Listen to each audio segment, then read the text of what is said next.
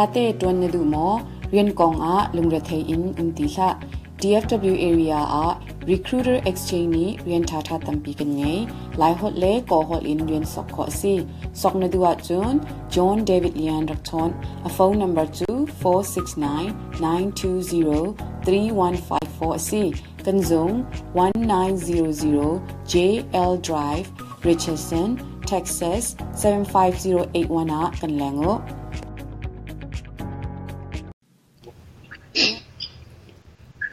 Sisian mipin ha nangkot kan hlain ha atulio US chin mini tampi kan ton mi USCIS ni chakot in interview to than nak konga tutan he tuzan he atu chante he puzo tumhung he bro na kan ngai lai puzo tumhung he bro na kan ngai lai cha USCIS chakot konga the adu ni tampi nan si lai cha rak share cheo tu Facebook kan zo nan zo na he rak share cheo nan holete ne rak zo cheo na se kami phun tampini thai kan her mi kong si cha rakshar chading kan som na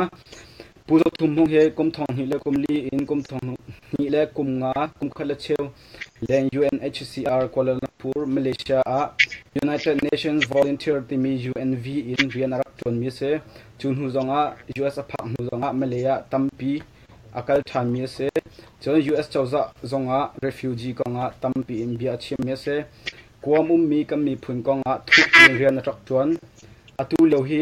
ethnic nationalities affairs center chiamai Thailand executive director and rian atol lem se Thailand omlio se naite US arat zonga khan state department le White House zonga arakal puzo tumhong atu bentukan ton nak chan tha nakam pe cha tampi gan lom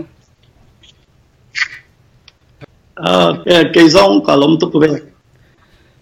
atu he life rak kan zomi na zong nan lai cha puzo tumung he Thailand atu kan ni he dalasa kan cha kalaka ofian lo na hatiban to alan trampute tlampli lo na sola chon rakan ro thiam te utika pakhana bigavan chim ga duwe lung saw te tuin rakan ha ko ti mi khavan chim ga du na kan talpi ta kan lon pakhana biga tu tana na thai di ko changla e USCIS ni chin mi razam US aphan min ha refugee polka interview to ding in out than nak cha kha tampi kan atong mi kan tika hin hi zero anga da hi cha hi an kan ko te interview hi an kan to than ta naro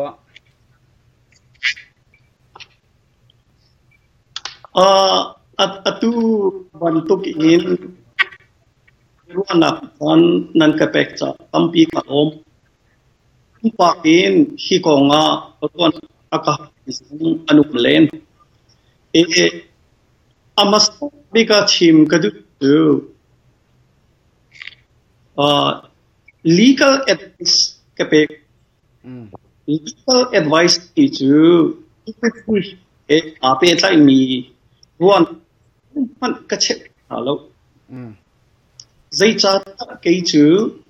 migrate here ka silo mo sin silo chu cha so ton atu ka che ha ding ni he pe therna kan mi hi bantu lungra theina ontika es long chung ti zonga an chu cha chu community ni hi bantu ge lungra theina ka se ni tu kha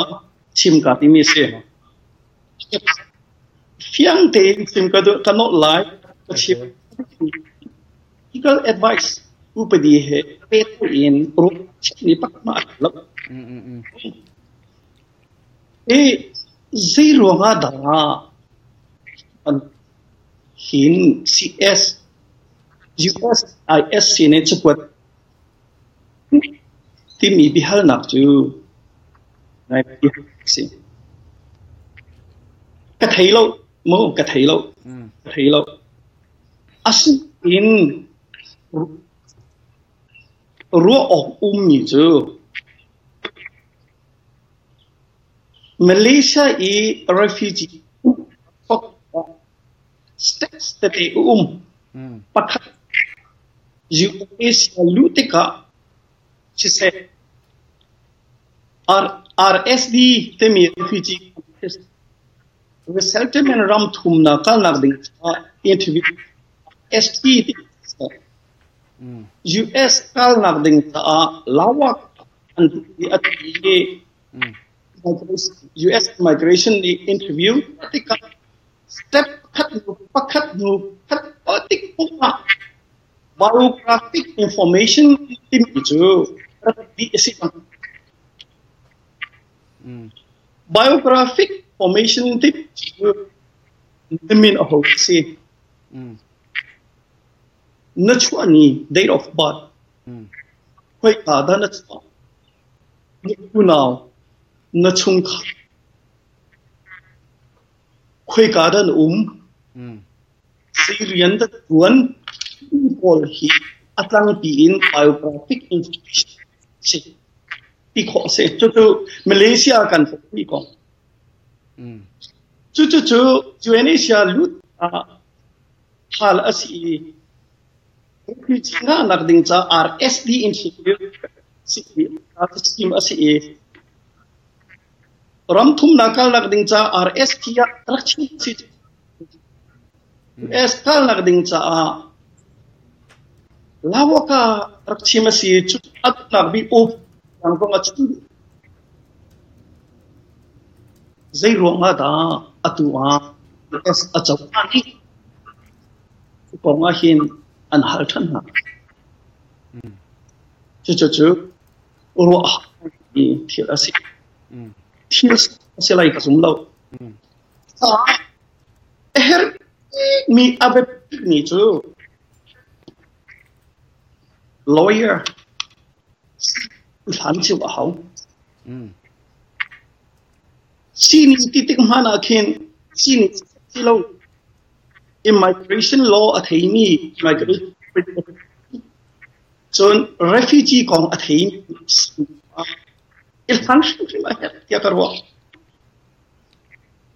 panthi nak achon CBC USA tin FIFA bupi chon malek abu cheu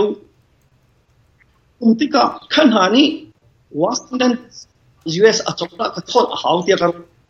ma atu zai rong na an kan hal ti mi zai tin kan lai ti mi bi thil ki karwat sini shim haw akhat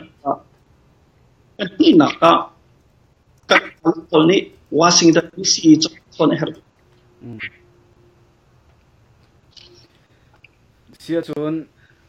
atu bentuk cekut kan ton mi bentuk hin razam dirhun in US arak phan bel mi phundang ni hin anak tong bel ve mo ne thai soli arak tong bel mi nu ma chon zaitin la anak etore cheuti mi kha chim ok athalai mo i atu chin kun chu SEO mi adang achuna ka zai kan phung lâu chân hạ lâu yêu úp gì tầm lâu cái chữ xin là bắc em GS ở cha tiền Kuala Lumpur interview rak tu ai lu na no chang ni cha chon hi bantuk hi hi isa tong refugee soktika afian coding in mirang holi kuning ko case in case by case timi chu mole ku ko bia sit kan thil ka ka te Texas umi pa kha khat khenum ta so izong kha bela hi ti banto Maryland pani về phong vụ tour edu cha Mr. edu về min làm i ruo ok athalo hi chu case by par anh ấy lại cha ik chu atui ka ti mi immigration lawyer immigration le thai ang hal tatak ni shan akan anma ni kan thei sisa sia atu bero na interview to na club am van kot mi na khin interview he voluntary ante te dua chungkal kho se du lowa chungkal lo kho ase ti se kan kalamo that big kan kalawa da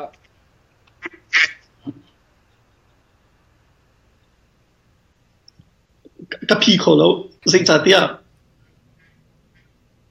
immigration lawyer ka si lo chu mu Babwe immigration lawyers mining law nakahal ka phi kho lai lo tia kar zai cha tia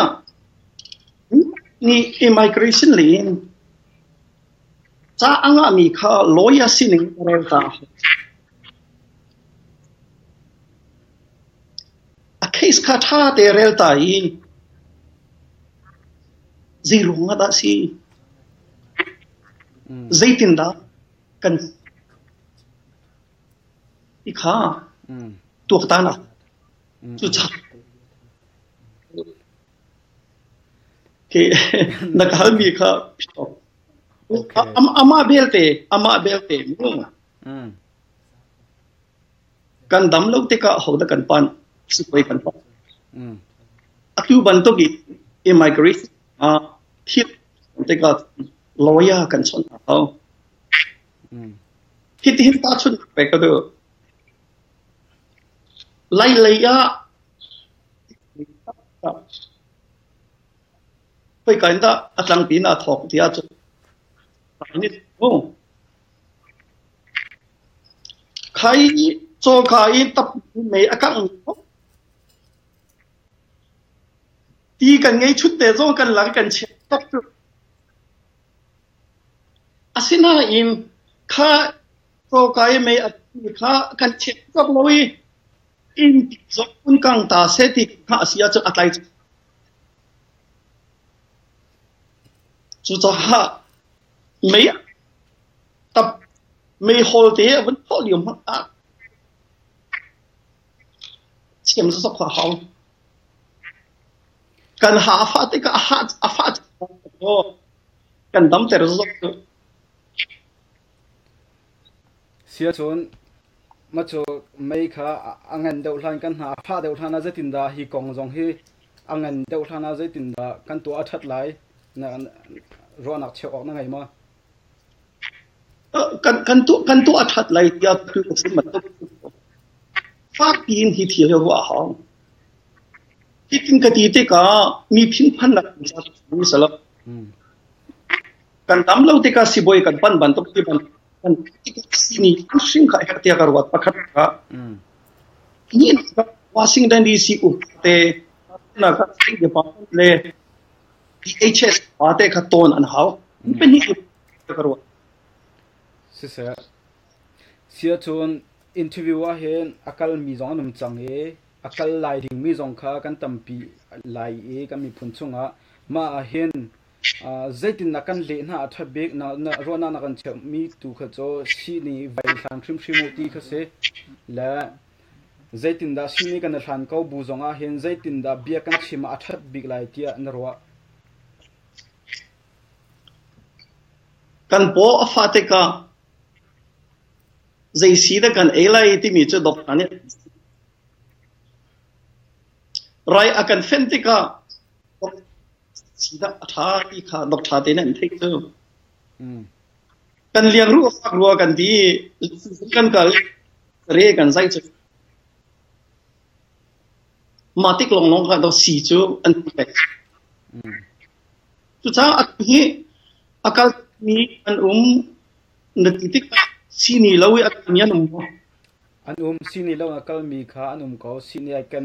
mi han tlom da ro ka te ka thai to a sini kan mi zo anum comment na ten tam deu pum pa hi ti ban to kan thai mi la hoilo kom chung kha hi ti ban to kan mi phun sim thai mi a hin chon tam deu cho hola thiam mi hollat kha ani kal pi deu ko na atui USCISE tadi anchim te ka sini han ti chamo tha ha zo nên là hàng con hàng bị ắt ngay chứ chú cha xin ni ilhan lâu ý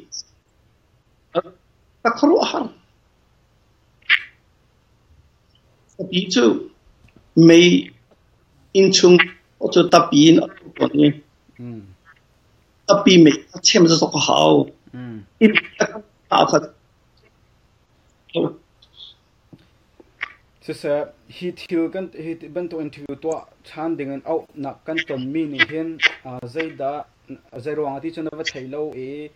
zai ban tuk hi da avan chho pi comment ti min ro mi mo chun au mi tam deu he malaysian aramian si cha atu leo i malaysia mi khete zai chukun da avadon khan na lai ti khe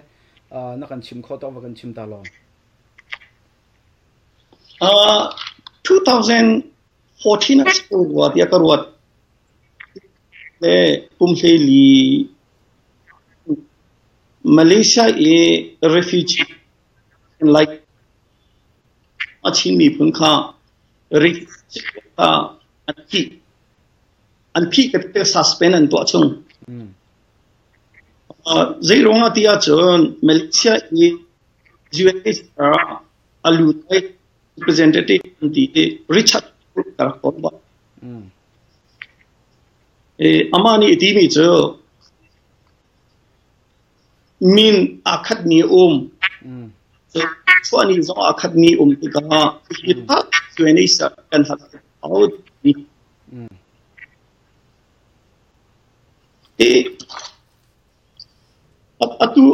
atu banto gi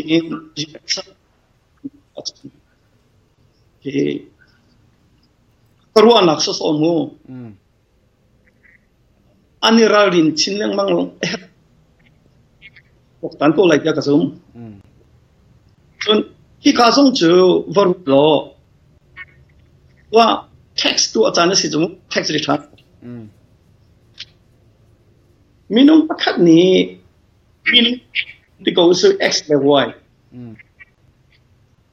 anmin akhat ani akhat asia chu lakal ongai chang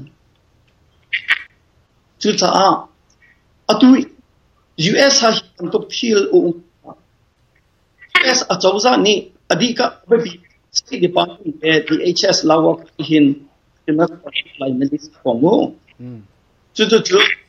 hitin la batwa ko usala ko sense it usala zai masa chu thil chu anwar ko lai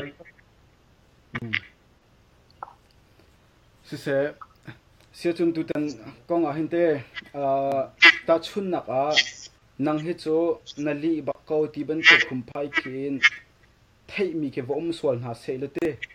ne ki ban tu khete zai ban tu da anton kho bi ti ke alon chia kong a ke hi ban tu pol kong a hin zai da kan ton kho bik mi ava si nga ti kha naro nak wanga chim than ta lo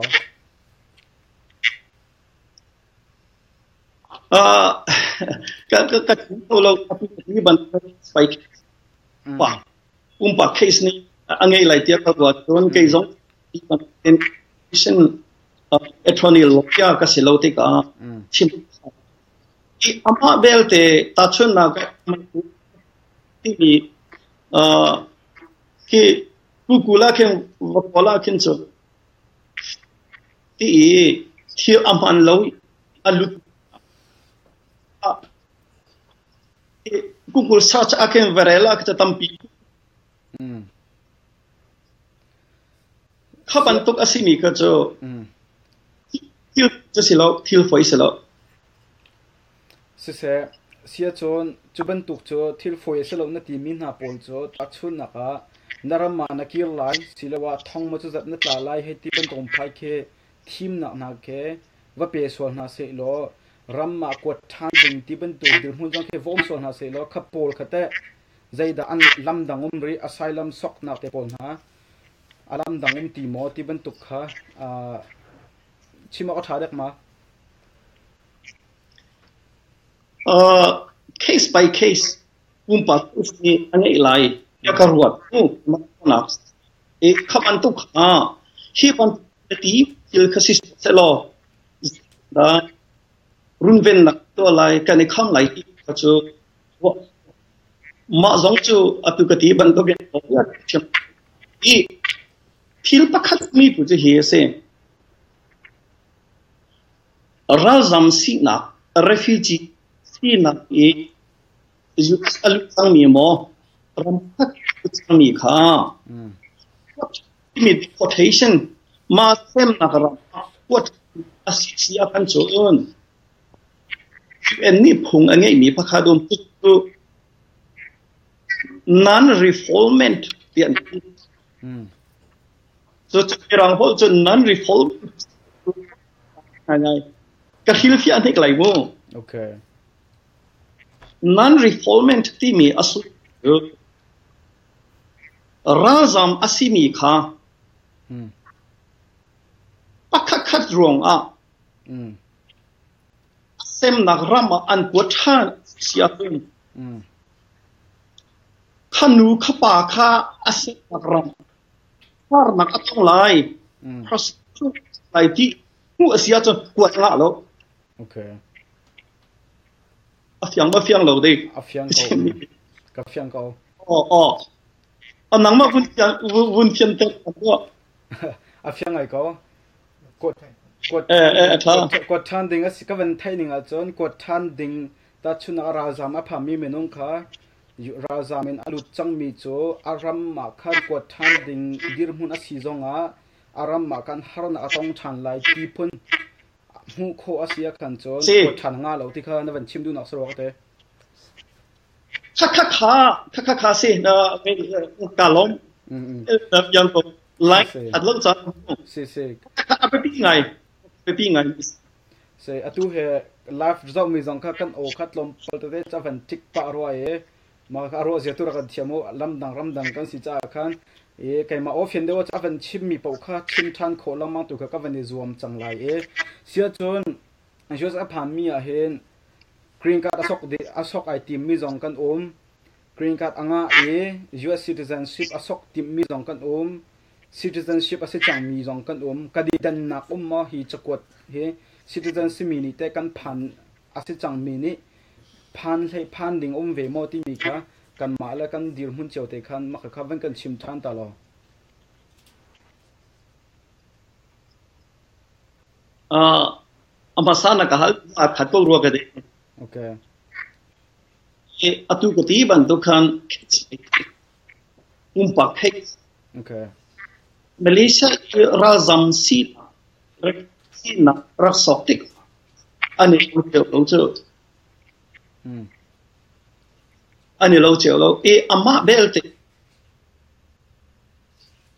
US รักลุติกา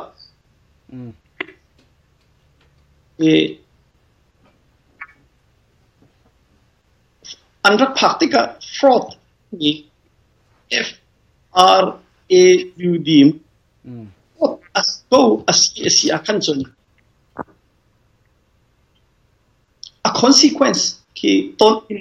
consequence ton ding mi fa ma zis da slai ti zong chu an ma oya ni chen the hiti hi lai tu ko ga chun in dan na rak lu ning asiที่ข้าอีกแบบปีสีดอยเสียจน case by case ที่ขันนับวันที่มาค่ะ citizen US citizenship อ่างจังมีสองค่ะอันหัวส่วนโคกองหาที่นักเดี๋ยวเขาจะก็ไล่เจอรู้ออกก็ไทยแล้ว immigration law ยันยันไทยเลยโอเคเสียจนอาศินัยมันรักลู่นี่ค่ะจิตนั่งรักนี่สิทธิค่ะ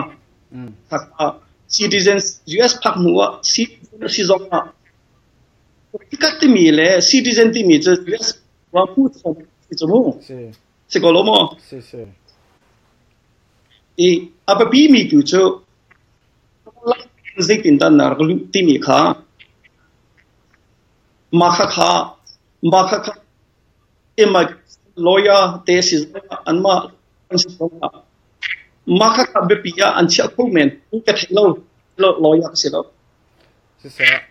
là atu chu nai te khan DF Dallas area a Pastor Paul kha itongin hi kong he thacham tinak le ro nak zong kha an ngei tia kan thai e an chim mi kha kan thai pa mi cho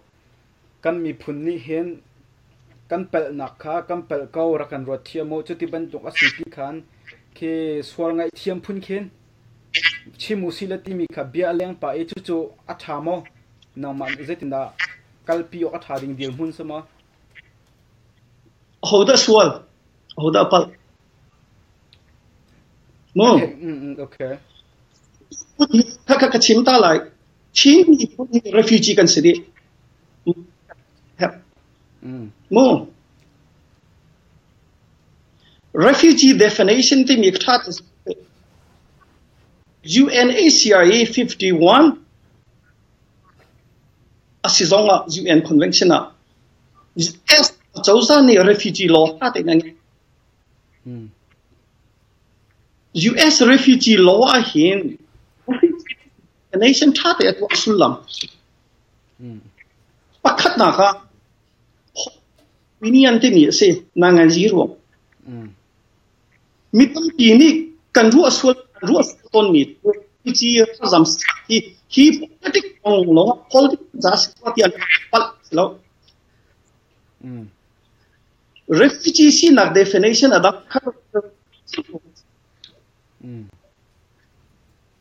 kan biak nak ronga kora ni 1967 in Christ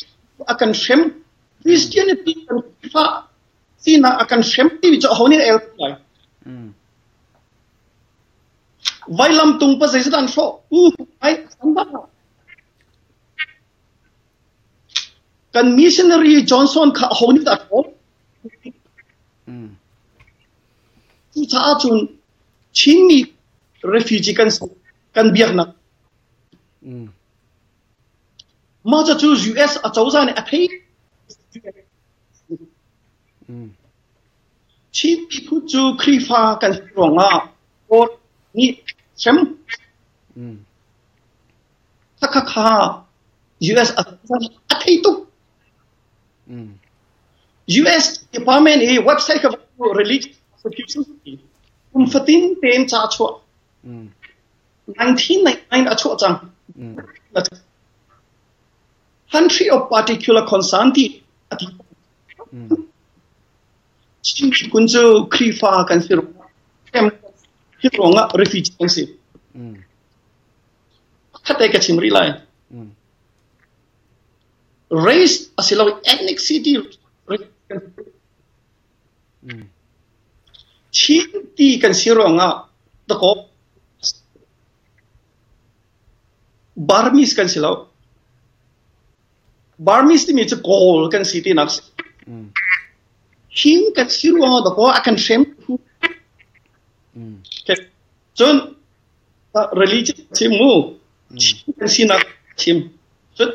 khata ti ngai ni ka chim lai hiti hin US ni ati mi chu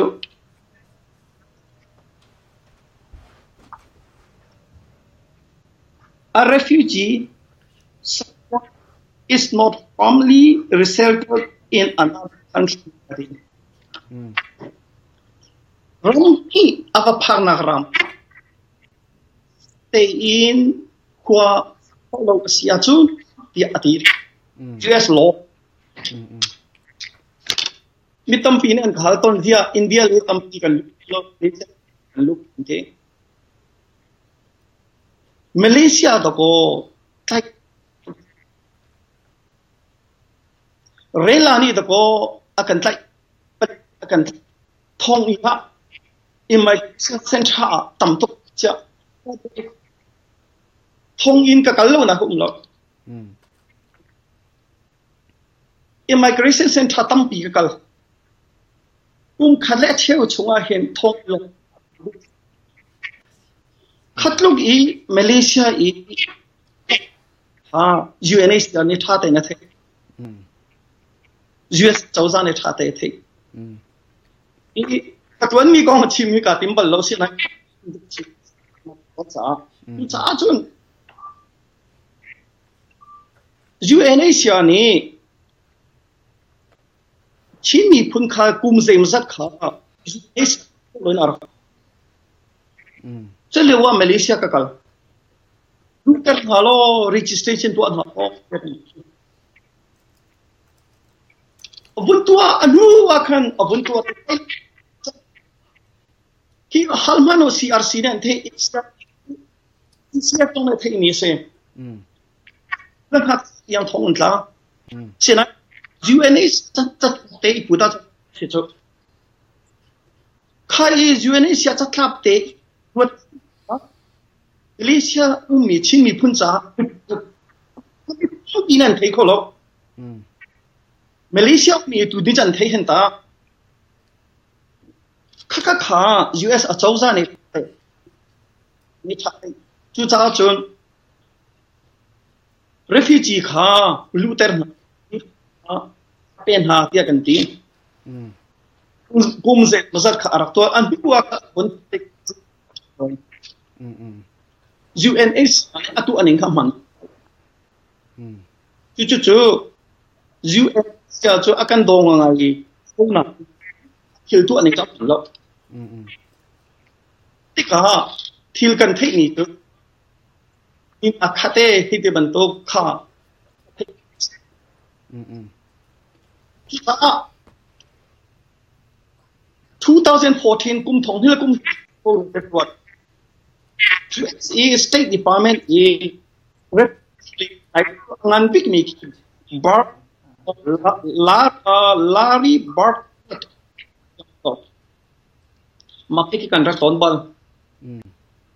HSE ที่เรียกบิ๊กอัตราโอเค cross กันรักตอนวอชิงตันดีซีUNHCR วอชิงตันดีซีกันรักจู่กันอุลปอลเฮจู่กงจะท่าเตะกันรักชิมหาจู่ท่าที่ฮิลส์วอลอัตัวมีค่ากับฮิลส์วอลกันตัวอาเซียจนbegin Mali US to pedi in uknakram kan si Hills wall kan to kan amma be tu ka chim du mi Mali i elani tai am khoning baleg ni tai tam khoning UNS tatlap te iput achon luat a maka tha te kan thei ha phai thei sa sang lawi ai na mo thei sa sai lo online a chatial mi na a thei ngai bantukin bichim isia zai sa kan ton ti ke thei tung lo e ju ka du lo chu cha hi kong he pe tla in thei sa sai lo in bichim ding sa lo po chu bichim na no sa kan he taกันชิมีเบียค่ามาค่าบริษัทข้อที่มีค่าเท่าจุดจ้าเว้ยนี่เป็นอะไรกันไม่เอาปารวดเปียการวดที่บอกให้เปต้าอิน immigration เลย lawyer พอลาวก็ DHS 0ที่ว่า US อาจจะ State Department 0ถ้าที่ต้นเล็บ18วันที่เขามีปัจจัยตัวอาเซียนส่วนตัวอาทิตย์ต่างฉะนั้น context มาเลเซียจะถูกแล้วถูกท้องตลาดสุงไกบุลุท้องกับพันขจาท้องลำไส้ทิ้งท้องกับพัน immigration center กับพันของเราข้ากันเที่ยวตัวเดียวกันsaat ni refugee law ti mi angi mi a refugee is not firmly settled in another country Malaysia tha ten khwa sa lo kalak na lai ti chu cha ti US ni a policy an kan samnak ma pakhat Malaysia ni na ma pakhat ram thum nak te kalmis chu UN ipu si enti chun local integration kha om lai bo sia chon anavan chimmi a khan na o kha tlompal te live na rak zomi cha khan a thai ana harpa de sola khan navan chimmi chon khan a pi dau tia ka ro mi ka van thai kho to ka van chim than lai e hi chakwat tonga chon a tha big mi cho lawyer immigration lawyer kha thlan e chim chon a sining kha chim e anma he interview zonga ka kho kha tha big anma he tore tia kan hi konga chon a tha big ki kha abe pia na van chimmi pakhat se ma chon hi thiuni hi tiben tok en refugee a phan chang mi cho USA refugee alut chang mi cho an ramma kot than ding a si zonga an ramma kot na an kot than hak na ding ram kha a him lawa chun kot thanok an thalo ti mi kha abe pi chun na van chimmi se phone ma cho lai mi cho abiak an chin mi cho refugee kan sidi la zaima zaida ke kan sining tak vai chim ding kauti mi a her moti bang to behal na konga khan refugee kan sidi cha refugee kha kan se kauti kha kan lungpot om ding kha lawan chim du se rotia karo e chu chu ase koloma adang khate atang okay Washington DC is US achauza upan ha phun hi anum pakhat cho State Department nang chayi unji thana hi nak cho DHS Department Homeland Security atu I awakan ha aitu hi ton an hertia karo chu CBC USA ni anton la ma chon community upani anton na thabik tia na hei ti te kaw silo a hauni da anton na thabik la chun ha cho hi bantu chauza upa ton ding a hin ron CBC USA kan ula por han tha ko lai tia karo sia chon na van chim tham mi tu cho State Department I shoi tu kha CBC USA upani anton na thabik lai zeida am va chim na lai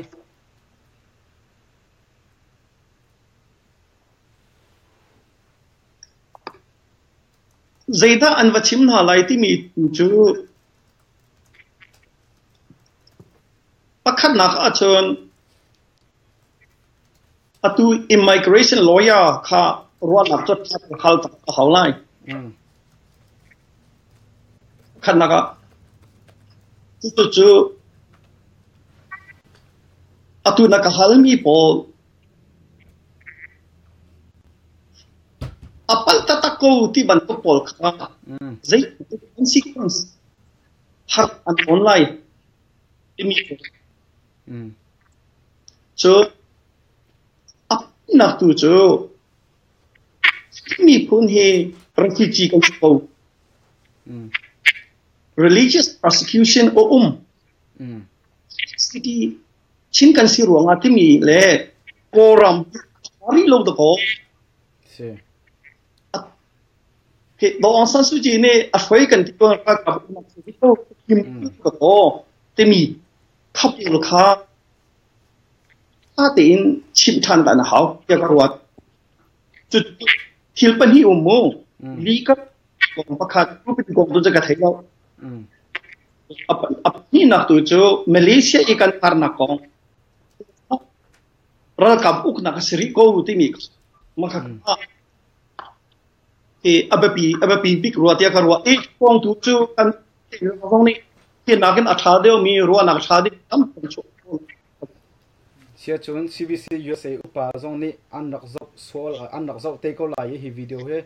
atha bi mi cho CBC USA pa ne immigration lawyer si ne he tom nin zetin da State Department atuban to refugee ko atore tu na sina kan chimlai ti kha an chaya atha bi ke refugee kan sinak Malaysia a har name ma chon kan rama ki thano athat lo ning kong kha bikin an va thei tar na kha ab pi ti ana van ka chimning se ko tia ka fian ning se na chimmi ka van nol kha arwang cho angai tu cha kan tlom pa na ma o kha atha ani har de cha khan oh atha e panhi kati kamo pa boy pakhatsu State Department APRM refugee like he na to DHS atu USCIS atlai makaka panhian US achauza federal achauza State Department Chess Department of Homeland Security khapani Washington police State State Department PRM timila DHS kha kanton shim na ok city kha naman chimdu na sa korwa se sia chon achan tampi na ka pekcha tampi ka lome lung sau te na kan talpi cha longa kan lom kane au cham po zonga na kan talpi cha na chan tampi na pekcha kan lome acha kan chon thang zau te lai kan chon thang zau te lai e adong na biga minute pakhat nak klom do song te khen chim ne du mi ma chevan chim ta lo chu kan bero na adong nak se te ko la atu ke chan nang ka pe sian nan ka tampi ka kalom hi bantu chin mi pu kan ton ka kalung cho tha sim lo ko na na chim bantu khan ka cha kan dam lo ka si boy kan sini kan na hawi US za chu ha chon atu US kanum hi rule of law te mi pi foi na o mi kan si cha ma ki ka khwa kan sa te ka in upadi he akat lo in phung ning ten pa kan sa khot kha pi ngai yak tampi se chun kan chon than te lai tampi kan lom live na kan zau tu mi pin ha zo na kan talpi cha tampi kan lom e kan o kha atlam thing de lai lo sana te lung sau te na kan ro thiam cha tampi kan lom se chun mala kan chon than te lai hello kalom tu ke ke zo se ka bye rian thate ton ne du mo rian kong a lungra thei in umtila DFW area a recruiter exchange ni rian thata tampi kan ngai lai hot le ko hol in rian sok kho si sok na duwa chun John David Lian Rakthon a phone number 246992031154 si kan zong 1900 JL Drive Richardson Texas 75081 a kan lango